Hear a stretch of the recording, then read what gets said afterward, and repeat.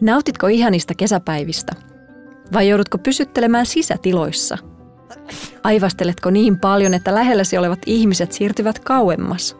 Ovatko silmäsi niin punaiset, että näytät siltä kuin olisit itkenyt useita päiviä?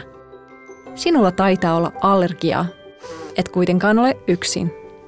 Allerginen nuha on nykyään yksi yleisimmistä kroonisista sairauksista.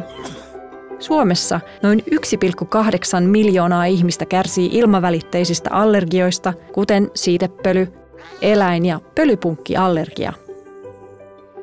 Mitä voit tehdä? Varmin tapa päästä eroon allergiasta on muuttaa johonkin Välimeren maahan, sillä siellä ei ole siitepölyjä. Jos et halua muuttaa toiseen maahan, yksi vaihtoehto ovat allergiatabletit. Jotkut kuitenkin kokevat niiden aiheuttavan myös päänsärkyä ja väsymystä.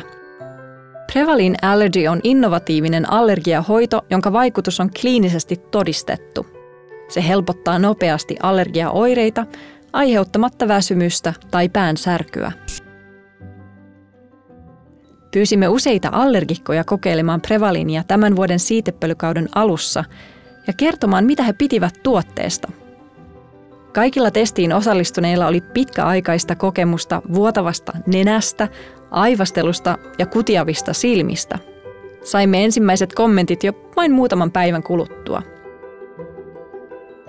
Testin tulos osoitti, että Prevalin nenäsuihke sai valtavan hyvät arvosanat.